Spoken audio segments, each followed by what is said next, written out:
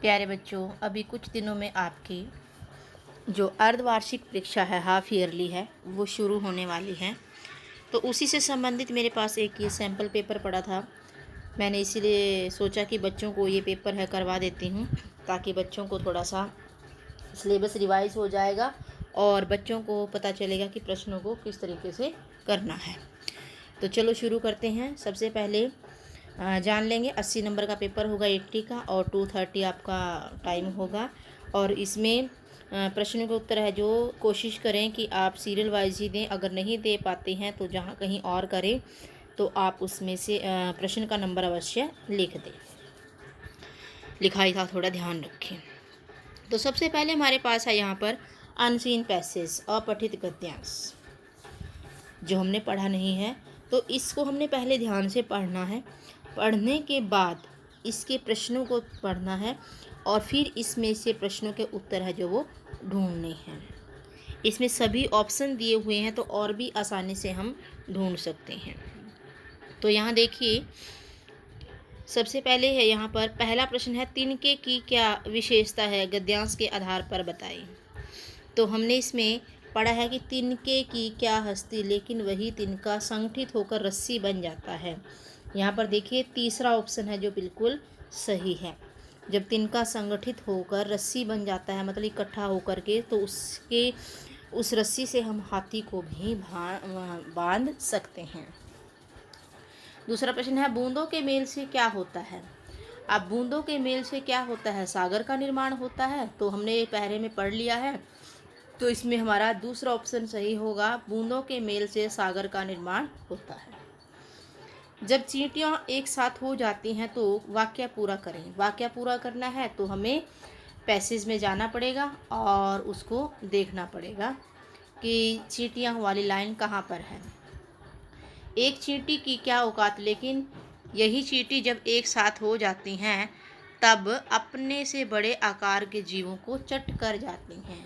तो यहाँ पर देखेंगे, एक चींटियाँ जब एक साथ हो जाती हैं तो चौथा ऑप्शन है बिल्कुल सही है, अपने से बड़े आकार के जीवों को चट कर जाती हैं। अकेला चना भाड़ नहीं फोड़ सकता, लोकोक्ति का अर्थ है। तो हमने इसमें से प्रश्न का उत्तर ढूंढना है। अगर हमने पहले में समझ में आ गया तो ठीक है, नहीं तो हम अपने दिमाग से भी इसका आंसर दे सकते हैं। इसमें ऑप्शन को ध्यान से पढ़ेंगे। अकेला व्यक्ति कुछ नहीं कर सकता, अकेला व्यक्ति कुछ भी कर सकता है।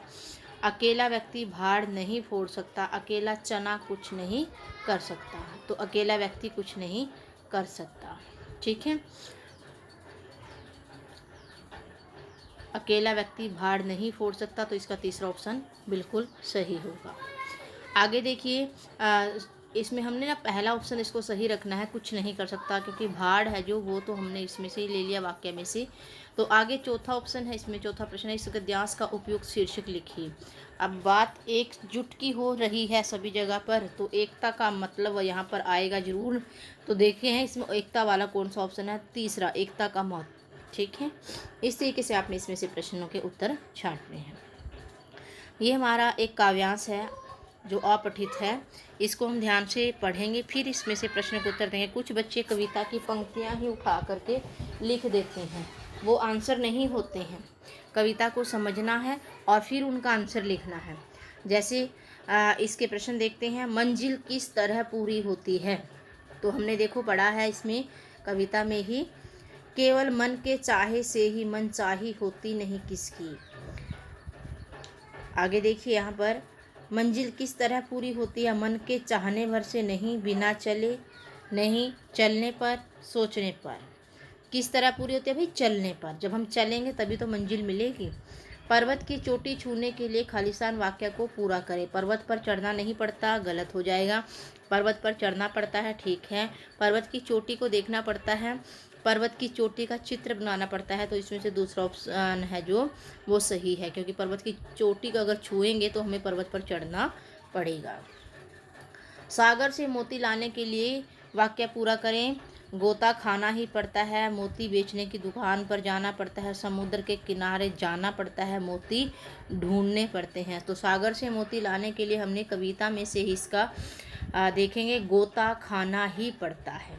ठीक है, तो पहला ऑप्शन बिल्कुल सही होगा। उद्यम किए बिना इनमें से क्या नहीं हो सकता? चींटी अपना घर नहीं बना सकती, सिंह को अपना शिकार नहीं मिल सकता, किसी की कोई इच्छा पूरी नहीं होती। तो ये सारे ऑप्शन बिल्कुल सही हैं, क्योंकि ये सारे काम है जो परिश्रम के साथ ही पूरे होते हैं। तो चौथा ऑप्शन बिल्कुल सही होगा। सफलता प्राप्त करने का मूल मंत्र है रिक्त स्थानों की पूर्ति भरें। तो यहाँ पर सोचना, काम करने का आदेश देना, उद्योग और परिश्रम, समय का इंतजार करना। तो इसमें सबसे सही ऑप्शन होगा तीसरा, क्योंकि सफलता है जब ही हमें प्राप्त होगी जब हम उद्योग और परिश्रम दोनों करेंगे। ठीक है, आगे देखिए, इसमें व्याकरण है। अब हमारे वाक्यों में क्रिया विशेषण शब्द खोज कर लिखें। ये हमने किया हुआ चैप्टर में। सोनाली जल्दी जल्दी मुंह में लड्डू ठूंसने लगी, तो क्रिया की विशेषता बतानी है। लड्डू कैसे ठूंसने लगी? जल्दी जल्दी।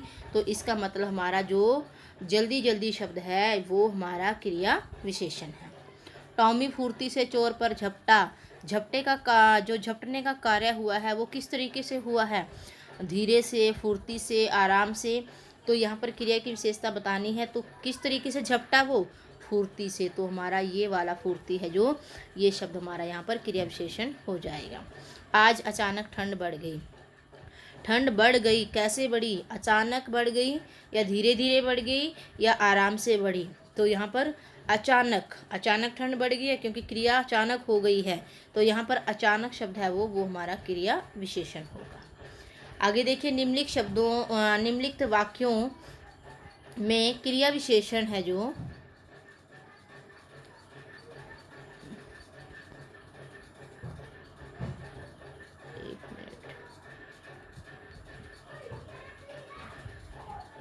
इसको देख लेते हैं, थोड़ा सा जूम कर देते हैं।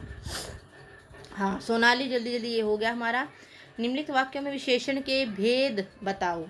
अब भेद बताने हैं तो हमें इसके लिए पहले वाक्य को ध्यान से पढ़ना होगा। मुझे 2 दर्जन केले चाहिए।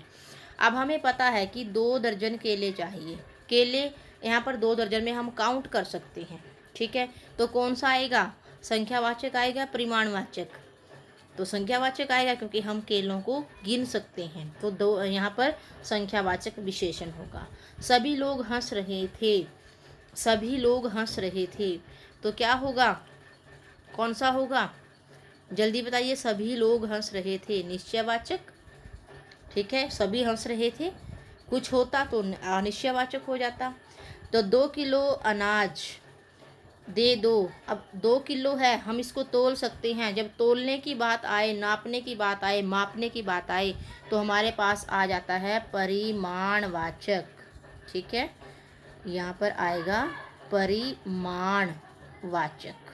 ठीक है, ये हमारा विशेषण हो जाएगा, परिमाणवाचक विशेषण। जब तोलने की, मापने की बात आएगी तो होगा परिमाणवाचक, और जब संख्या की बात आएगी जहाँ पर हम गिन सकते हैं तो वहाँ पर होगा संख्यावाचक। ठीक है, और जब फिक्स कर दिया गया है, हमें सब पता है कि इतने लोग हंस रहे हैं, इतने नहीं हंस रहे हैं, तो सभी लोग हंस रहे हैं मतलब कोई लोग भी ऐसा नहीं है जो हंस नहीं रहा, तो इसका मतलब निश्चित हो गया, सारा का सारा निश्चित संख्यावाचक। ठीक है, ये तीनों हमारे इस तरीके से हो जाएंगे। आगे देखिए, निम्न क्रिया शब्दों को भाववाचक संज्ञा में बदलो। भाववाचक संज्ञा कैसे बनानी है? हमने भाववाचक संज्ञा कैसे बनाएंगे? बदलना और भूलना, ये हमारी क्रियाएं हैं। अब हमने इनको ना भाववाचक संज्ञा में वो करना है, मतलब बदलना है। तो बदलना का क्या बन जाएगा? बदलाव।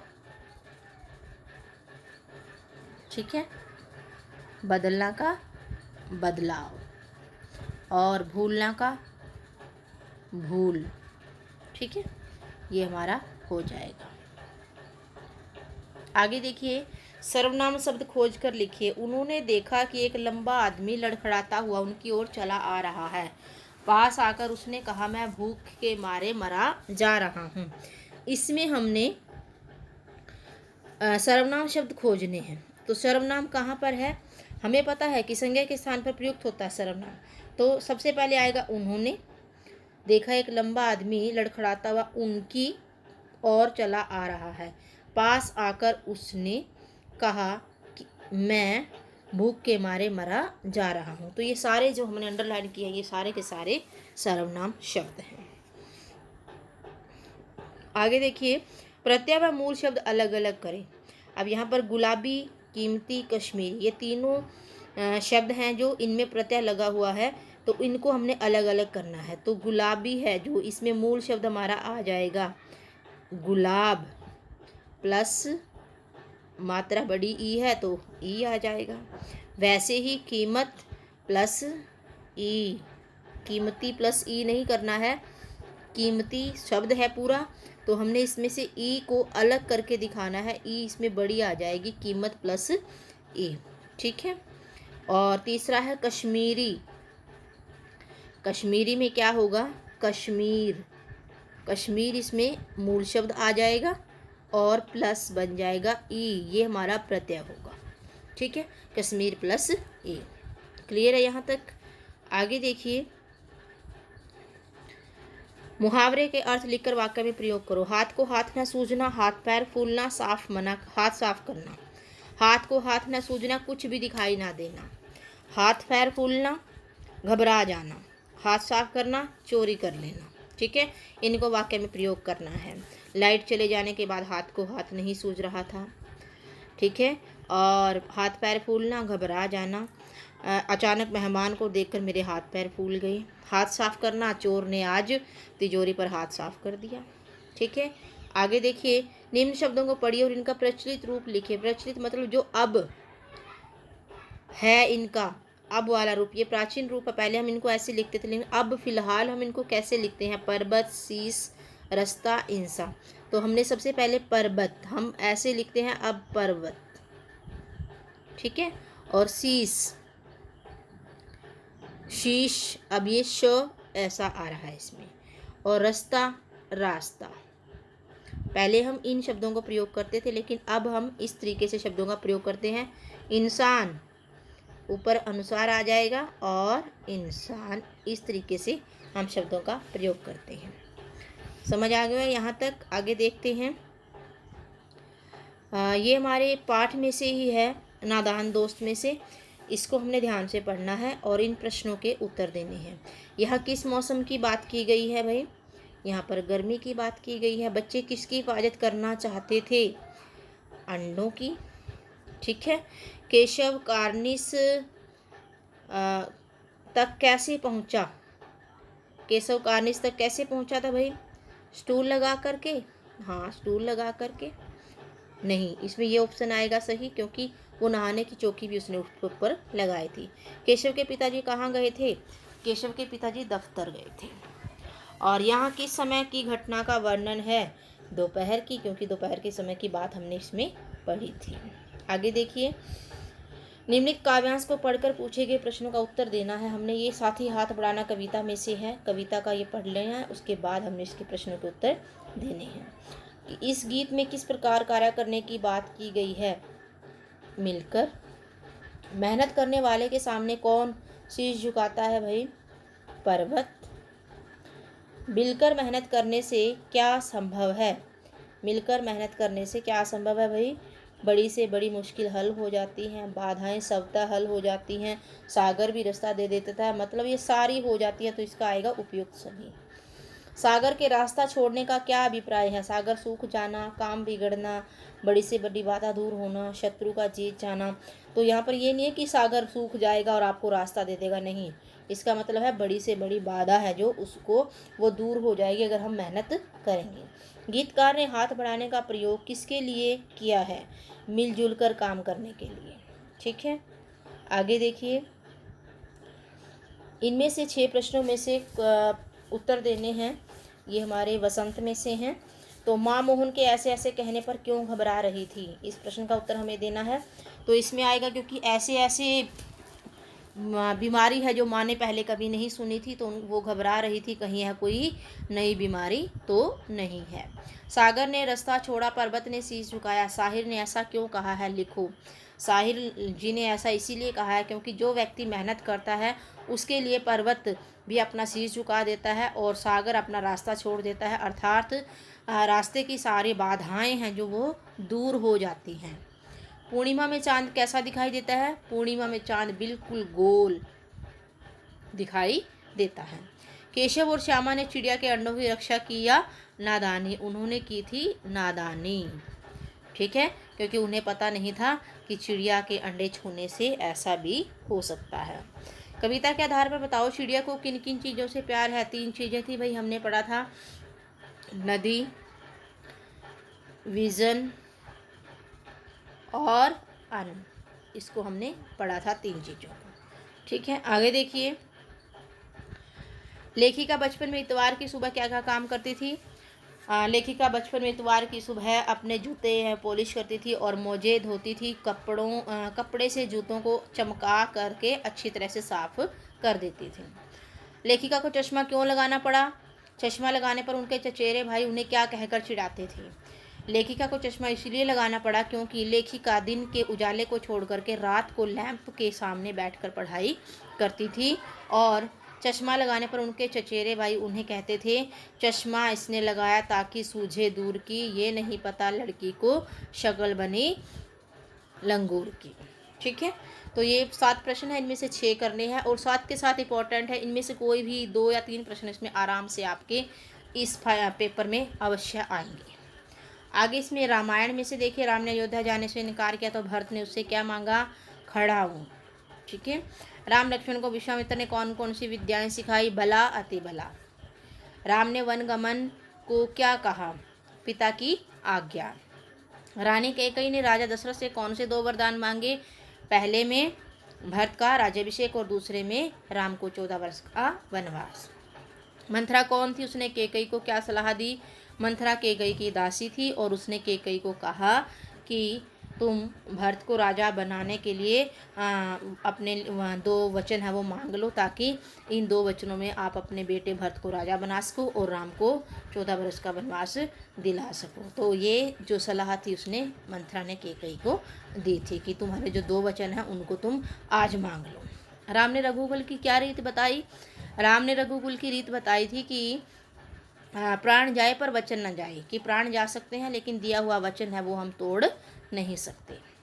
राजा दशरथ की कितनी रानियां थी? उनके नाम लिखिए। राजा दशरथ की 3 रानियां थी, कौशल्या, सुमित्रा और कैकेयी। तो ये सारे ही प्रश्न वेरी वेरी इंपॉर्टेंट हैं, इनमें से कोई भी प्रश्न आ सकता है पेपर में, तो इनको अच्छे से कर लेना है। आगे देखिए बच्चे, जरूरी कार्य के लिए 3 दिन के अवकाश हेतु प्राचार्य महोदय को प्रार्थना पत्र लिखिए। ये हमने औपचारिक पत्र में किया हुआ है। फॉर्मेट है जो प्रारूप है, अगर वो आपको अच्छे से आता है और बीच में आप अच्छा सा लिख सकते हो तो आपके 5-6 नंबर आराम से इसमें आ सकते हैं। बस इसका फॉर्मेट का अच्छे से ध्यान रखना है कि क्या चीज़ पहले आती हैं, और औपचारिक में विषय आएगा, अनौपचारिक में विषय नहीं आएगा। ठीक है, अपने मित्र को उसके जन्मदिन पर बधाई पत्र लिखिए। इस तरीके से भी आ सकता है। अपने मित्र को अपने जन्मदिन पर बुलाने के लिए निमंत्रण पत्र लिखिए। अपने चाचा जी को जन्मदिन पर मिले हुए उपहार के लिए धन्यवाद पत्र लिखिए। ठीक है, और फीस माफ़ी के लिए पत्र लिखिए। ठीक है, और या विद्यालय छोड़ने के लिए प्रमाण पत्र के लिए पत्र लिखना है। ये इस तरीके से कोई भी पत्र आपको लिखना आ सकता है। ठीक है, बस आपको अच्छे से लिखना आना चाहिए, फॉर्मेट आपको याद रहना चाहिए कैसे, कौन सा, कहाँ पर लिखना है। कुछ बच्चे अनौपचारिक में भी विषय डाल देते हैं, वो गलत हो जाता है। औपचारिक में विषय डालना है, अनौपचारिक में नहीं डालना है। आप बीमार मोहन से मिलने उसके घर गए, आपने और मोहन की बातचीत का संवाद तैयार करें। ये ऐसे ऐसे चैप्टर हमने जब पढ़ा था तो हमने ये किया था कि आप मोहन के घर मिलने गए हैं तो आपने आप और मोहन के बीच में क्या बातचीत हुई है उसको आपने ध्यान से लिखना है। कम से कम 5-5, 6-6 डायलॉग आपके होने चाहिए और अच्छे से होने चाहिए। जैसे आप किसी बीमार व्यक्ति को मिलने जा रहे हो, आप उससे क्या क्या पूछते हो, वो सब यहाँ पर डिस्कस करना है, आपस में बातचीत को दिखाना है। गीता और सीता के बीच परीक्षा को लेकर एक संवाद तैयार करें। गीता और सीता है, दोनों बच्चियां बात कर रही हैं, परीक्षा आने वाली है तो उसके लिए वो क्या क्या तैयारियां कर रही हैं, कौन कौन से विषय उनके अभी तैयार नहीं हुए हैं, इन्हीं बातों को लेकर के एक संवाद तैयार करना है। ठीक है, तो संवाद किसी भी टॉपिक पर आ सकता है। दुकानदार ग्राहक के बीच संवाद आ सकता है और ब्लैक बोर्ड चौक के बीच आ सकता है। ठीक है, खिड़की दरवाजे के बीच आ सकता है। इस तरीके से संवाद कुछ भी आ सकता है, तो संवाद आपको लिखना आना चाहिए। आगे देखिए, किसी एक विषय पर अनुच्छेद लिखें। अनुशासन और विद्यार्थी, दशहरा, मेरा विद्यालय। तो अभी दशहरा आने वाला है, वेरी वेरी इंपॉर्टेंट पड़ ये हो जाएगा। और जो है पर्यावरण है, पर्यावरण की सुरक्षा है, अनुशासन है, और ये मेरा विद्यालय है, और मेरा लक्ष्य है। ये सारे टॉपिक हैं जो इन पर अनुच्छेद बना सकते हो आप अच्छे से। अनुच्छेद बनाने के लिए बस वाक्यों का प्रयोग अच्छे से करें, किसी भी वाक्य को दोबारा दोबारा उसमें रिपीट ना करें, और भाषा है वो अच्छी होनी चाहिए। और बेटा जहाँ तक हो सके हमें अनेक शब्दों के लिए एक शब्द ऐसे प्रयोग करने चाहिए ताकि हमारा अनुच्छेद है बड़ा ही सुंदर दिखे और पढ़ने में भी आनंद आए। तो लिखाई का भी ध्यान रखना है और गलतियों का भी ध्यान रखना है। तो इस तरीके से पेपर को अटेम्प्ट करना है। तो आशा करती हूँ पेपर अच्छा लगा होगा। इसमें से कम आपका 30 नंबर का आराम से आ जाएगा। तो इसको एक बार ज़रूर तैयार कर लेना, इसी को कॉपी मत करना, यही सेम पेपर नहीं आएगा, ठीक है। तो इसमें से बहुत कुछ आ सकता है, इतना याद रखना है, ठीक है। चलो बच्चे, ओके, धन्यवाद। स्वस्थ रहें, मस्त रहें। अगर अच्छा लगे तो लाइक शेयर सब्सक्राइब ज़रूर करें। धन्यवाद।